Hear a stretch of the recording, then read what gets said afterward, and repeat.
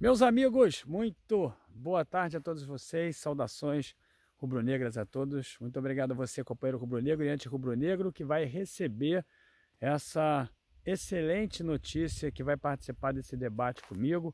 Algo que, na verdade, coroa uma boa janela, é verdade, vamos chamar assim, esse período onde os clubes podem contratar e podem vender os jogadores, mas depois de uma boa janela, que não teve um final tão feliz assim como o Marcos Braz queria, e alguma parte da torcida também, com a contratação do Oscar, mas que eu diria foi muito positiva para o Flamengo, principalmente porque nós não perdemos jogadores que eu imaginava fossem cruciais para o Flamengo, para a continuidade da temporada de 2022 e principalmente com relação também às competições que nós estamos enfrentando.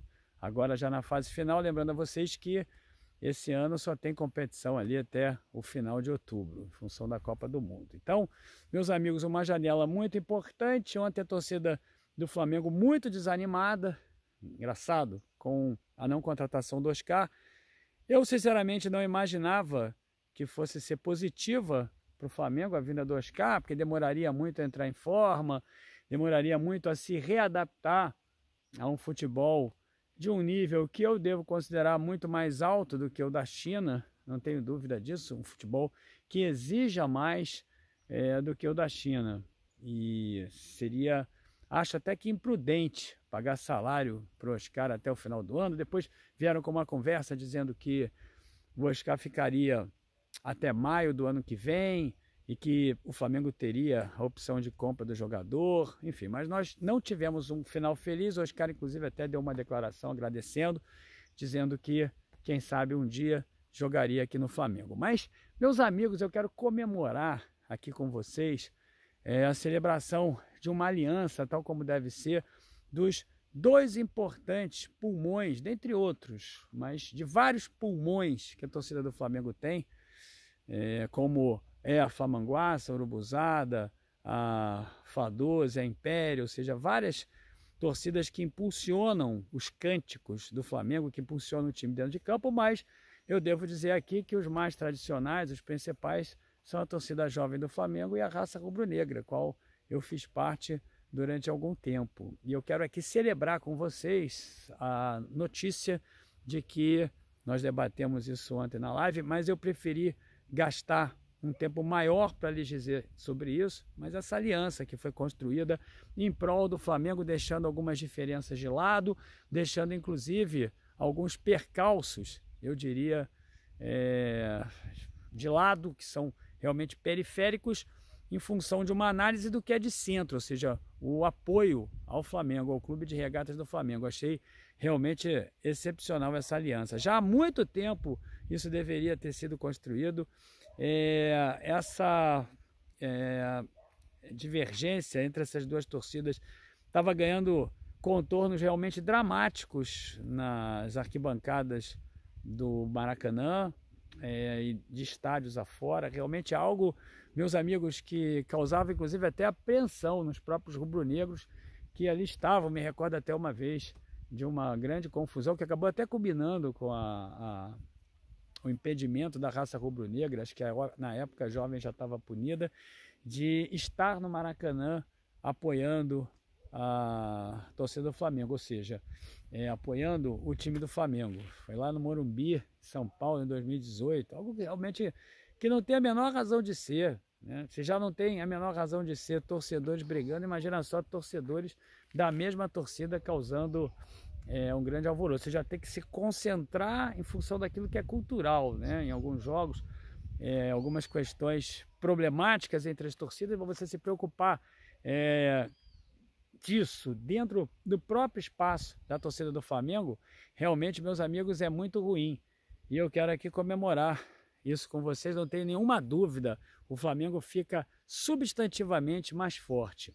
E, meus amigos, eu ouvi que alguns membros da diretoria realmente se manifestaram para que isso acontecesse, ou seja, fizeram gestões para que isso acontecesse, como o Marcos Braz, me falaram até do Cacau Cota, que seria mais próximo à torcida jovem, justamente para poder mitigar as divergências que existiam entre elas, ou seja, a gestão do Flamengo entendendo, porque quando é para criticar, eu vou lá e critico, mas a gestão do Flamengo entendendo realmente o quão importante é a participação dos torcedores organizados nas partidas de futebol. O Flamengo fica muito mais forte e os torcedores também mais protegidos, inclusive até diante de algumas contendas que nós vamos enfrentar mais adiante. Por exemplo, agora tem um jogo lá no Allianz Parque contra o Palmeiras.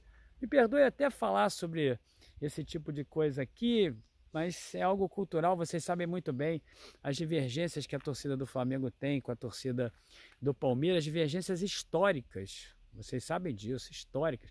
Eu mesmo conto uma confusão que aconteceu em 1979, naquela goleada que o Flamengo tomou do Palmeiras no Maracanã, de 4-1, que acabou nos aniquilando naquele campeonato. Nós éramos os favoritos, mas não foi por isso. O Flamengo perdeu e houve uma confusão assim. Eu era bem criança mesmo, eu tinha 11 anos de idade, e eu me recordo claramente uma confusão enorme entre a torcida do Palmeiras e a torcida do Flamengo. Então, obviamente que isso já é algo que nos remete à década de 70, talvez até à década de 60, não tenho registros importantes, mas é óbvio que se acontecer alguma coisa de mais grave, os companheiros estão sempre ali para poder nos defender. Porque torcida organizada, meus amigos, ao contrário do que muita gente imagina, não é só para isso, né? Não é só para brigar, mas também é para você poder defender o seu patrimônio, os guerreiros ali que escoltam os torcedores que não têm, eu diria, tanta experiência para poderem se afastar de riscos, para que não aconteça nada com o chamado povão mesmo, que não está preparado para aquela questão cultural. Vou chamar aqui de questão cultural, né? Mas aquela guerra que normalmente acontece em alguns lugares, algumas invasões. Isso acontece em qualquer lugar. O próprio Vélez dá para ser punido aí, tomara que seja punido realmente, porque merece ser punido. A torcida do Vélez foi lá e invadiu um espaço que era do próprio Vélez, é verdade, mas agrediu torcedores do Talheres, familiares dos jogadores, e fizeram isso com muita facilidade. Então, quando você tem uma torcida organizada unida, você fica realmente mais protegido. Desculpa apresentar esse tipo de conteúdo aqui, mas é verdade, você fica mais tranquilo quando você está ali com a sua filha, quando você está com a sua família. Você sabe que tem ali os guerreiros que vão naturalmente, além de organizarem todos os cânticos em prol do time dentro de campo, vão também nos guarnecer, vão salvaguardar as nossas vidas ali, não permitindo que algumas covardias realmente aconteçam. E meus amigos, eu não preciso nem dizer para vocês a importância da raça e da jovem, torcidas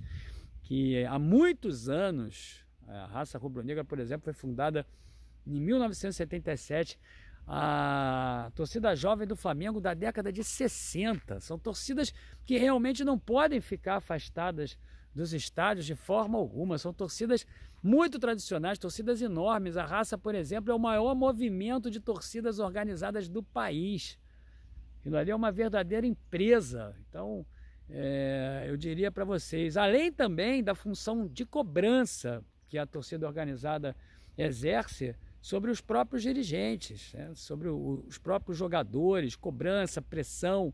Isso realmente é muito importante, meus amigos. Quando o time não está bem dentro de campo, quando você percebe que não existe o comprometimento necessário para que o time do Flamengo vença, para que essa equipe de futebol vença, no nosso caso o Flamengo, algo assim, meus amigos, que nós precisamos ter em conta, viu? A cobrança também. Então tem vários aspectos que realmente são muito importantes. E se realmente o que eu ouvi lá no clube for verdadeiro, se houve gestão, parte dos dirigentes, do Marcos Braz, do Cacau Cota, para que esse armistício pudesse acontecer, eu quero dizer aqui que realmente foi muito importante, porque essas duas torcidas unidas, todas elas cantando uma música só, empurrando o time do Flamengo. Meus amigos, nós somos insuperáveis e vocês sabem disso. Olha, meus amigos, eu quero dizer o seguinte, eu gravei esse vídeo aqui da represa de Morro Grande, onde eu estou construindo uma casa.